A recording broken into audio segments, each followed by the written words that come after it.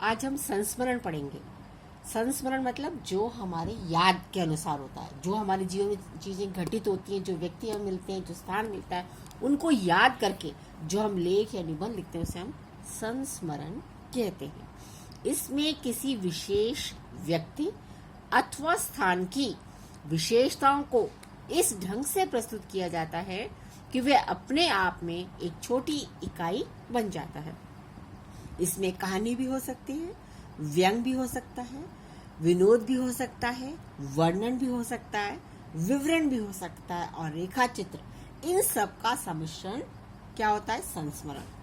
संस्मरण के मूल में अतीत की स्मृतियां, जो हम पीछे जो घटनाएं घटित हो चुकी हैं, जिन व्यक्तियों से मिल चुके हैं, उनकी जो याद है हमारी, उसके मूल में होता है, जो व्यक्तिगत गहन संपर्क का परिणाम होती है। इसमें लेखक केवल महत्वपूर्ण बातों का ही नहीं वरन छोटी छोटी घटनाओं को भी सूक्ष्मता के साथ अंकित करता है। आवश्यक गुण क्या होने चाहिए? सूक्ष्म विश्लेषण, कि उसे छोटी छोटी बातें भी याद, पूरे वर्णन के साथ याद होनी चाहिए। सजीव चित्रण, जो शब्दों का प्रयोग करता है वो ऐसा लगता है मानो घटना अभी घटित हो रही है। सहानुभूतिपूर्ण हृदय, कि उस व्यक्ति या उस स्थान के प्रति उसमें सहानुभूति की भावना जागृत होनी चाहिए। तथा सहज स्वाभाविकता, जो उसने अनुभव किया है उसी का वर्णन करना चाहिए। संस्मरण ये प्राय प्रसिद्ध साहित्यकार के ऊपर होता है या महापुरुषों के ही लिखे जाते हैं, जिनसे हम या तो साहित्यकारों से या महापुरुषों से मिलते हैं, उनको याद करके हम संस्मरण लिखते हैं। अब आया आत्मकथा किसे कहते हैं। यह जीवनी का ही एक प्रकार है जिसमें लेखक स्वयं अपने बीते हुए जीवन का सिंहावलोकन, मतलब आरंभ से लेके अंत तक एक दृष्टि डालता है या देखता है और एक व्यापक पृष्ठभूमि में अपने जीवन का महत्व दिखाता है। मतलब संस्मरण तो किसी महापुरुष या साहित्यकार के आधार पर होता है, जबकि आत्मकथा उस व्यक्ति के जीवन की घटनाओं पर आधारित होती है। इसका उद्देश्य है आत्म परिष्कार एवं आत्म उन्नति करना। इसका मुख्य उद्देश्य क्या है? कि अपने आप को जानना और अपने आप में कितनी उन्नति की इसके बारे में भी जानकारी रखना। इसमें लेखक अपने जीवन पर जो प्रकाश डालता है, जो बातें हमें बताता है, उससे उस युग विशेष की मानसिक संरचना का भी बोध होता है। जो व्यक्ति अपनी आत्मकथा लिखता है तो पता चलता है कि उस समय सामाजिक स्थिति, राजनीतिक स्थिति कैसी थी। इसके खतरे भी हैं।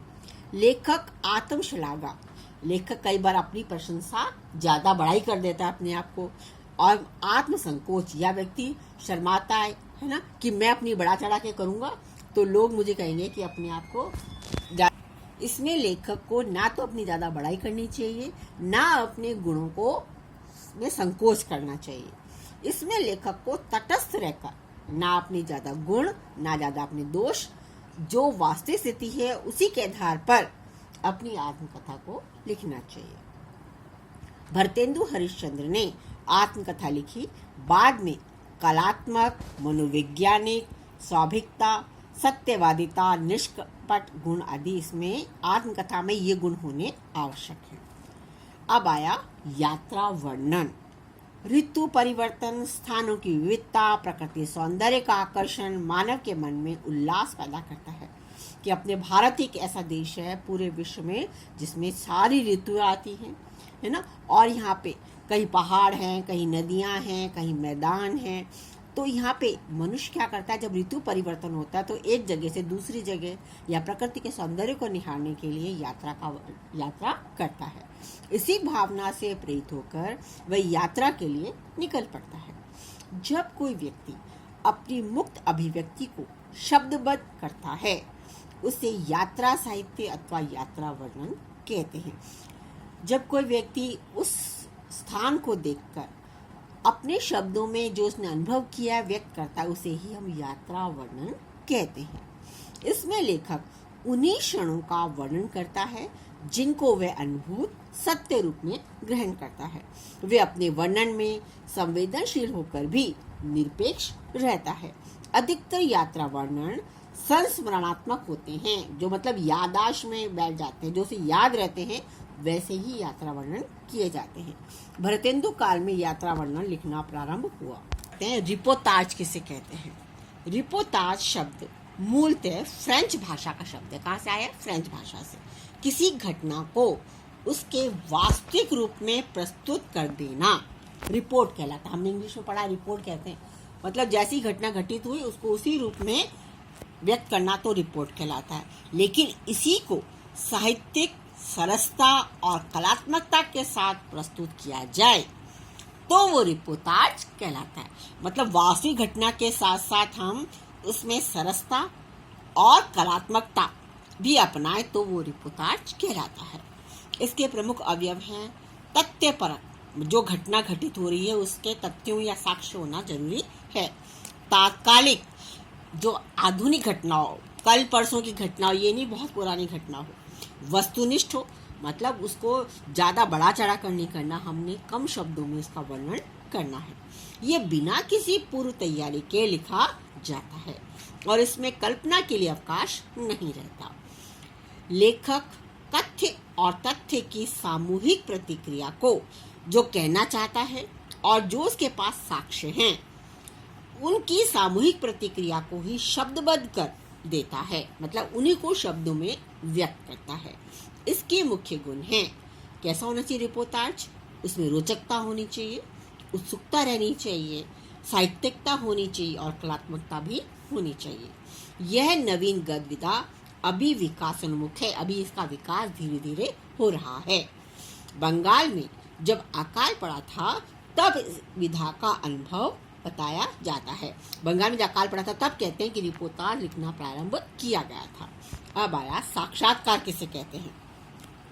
इसमें लेखक किसी व्यक्ति से कुछ प्रश्न पूछता है और उनके उत्तर पाता है और उन्हें लिखित रूप में प्रकाशित करता है।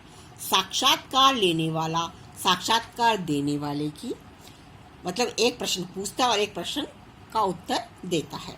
तो कह रहा जो प्रश्न के उत्तर दे रहा है तो उसकी परिस्थिति कैसी है, उसकी भाव भंगिमा कैसी है, उसका व्यवहार कैसा है, इसको भी लेखक अपने लेख में व्यक्त करता है और निष्कर्ष निकालता है। निष्कर्ष ऐसे होने चाहिए जिनसे साक्षात्कार देने वाले के पाठक को स्वभाव पता चले, उसकी विशेषता का पता चलता है और जिन्हें वह स्वीकार भी करता हो। खुद साक्षात्कार देने वाला भी कहता है हाँ मेरे में ये कमियां हैं और ये विशेषताएं हैं। किस किस से होता है? संवाद से। इसे संवाद भी कहते हैं हम, बातचीत भी कह सकते हैं, भेंट के नाम से भी इसको जाना जाता है। किसको? साक्षात्कार को। 1952 में डॉक्टर पदम सिंह शर्मा कमलेश के द्वारा प्रथम साक्षात्कार हुआ था। इसके प्रकार कितने हो सकते हैं साक्षात्कार के? मौखिक भी हो सकता है, लिखित भी हो सकता है और इलेक्ट्रॉनिक भी हो सकता है। मौखिक में हम कर सकते हैं कि रेडियो के द्वारा या टेप रिकॉर्डर के द्वारा, लिखित रूप में पत्र पत्रिकाओं के द्वारा या अखबार के माध्यम से। इलेक्ट्रॉनिक माध्यम है, आजकल रेडियो चल गया, टीवी है, कंप्यूटर है, इंटरनेट है, इनके माध्यम से भी साक्षात्कार किए जाते हैं। हास्य व्यंग, इसमें लेखक सामाजिक राजनीतिक जीवन के प्रत्येक अंग की विसंगति, मतलब जो उसमें बुराइयां नजर आती हैं, अंधविश्वास नजर आते हैं, उनको सीधे सीधे ना कहकर व्यंग के रूप में या हंसी हंसी में उसको लक्ष्य बनाकर लेखक जो बात कहता है उसे ही हम हास्य व्यंग कहते हैं। हम किसी को सीधा बात कह देंगे तो अच्छा कार्य नहीं कर रहा है ना, तो बुरा मान जाएगा, तो कहेंगे भाई पहले तो तू अच्छा करता था, अब अच्छे काम नहीं हो पा रहे हैं। तो हमने क्या किया, बात को सीधा ना कह के घुमाकर कह दिया, उसे हम कहते हैं हास्य व्यंग।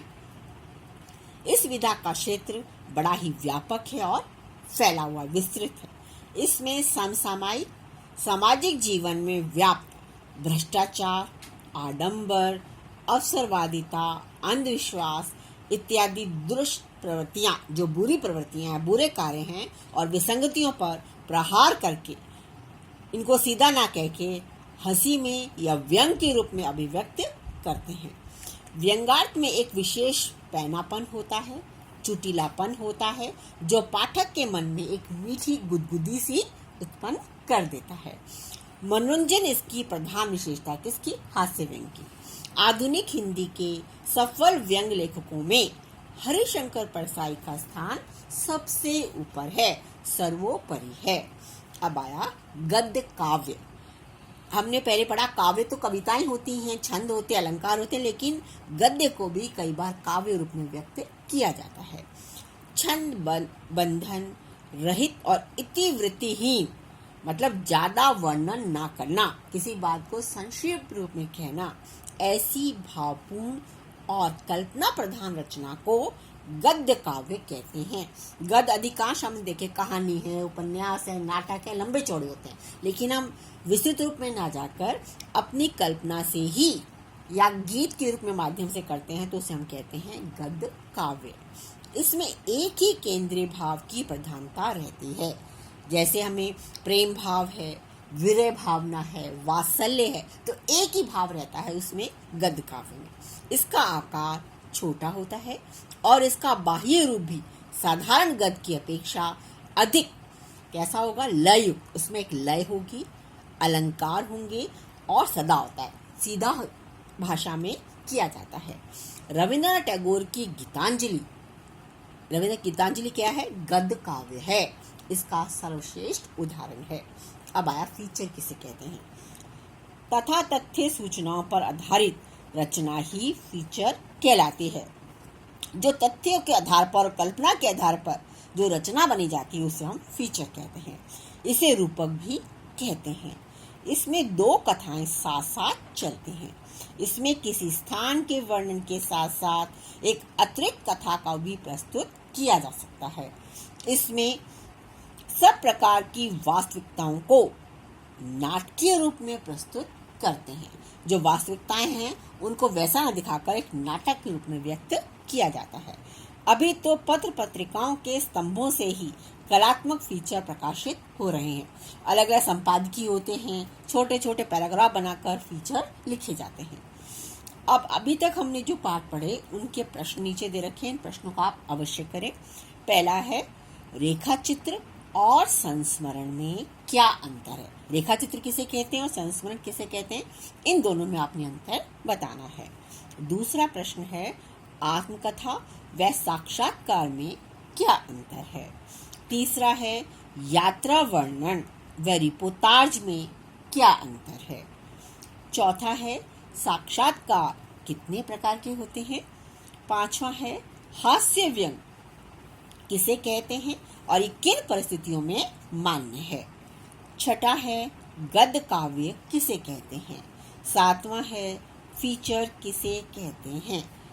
बेटा अभी हमारा कोर्स पूरा हो गया पाठ, आशा आप इसको अच्छी तरह से पढ़ेंगे। धन्यवाद।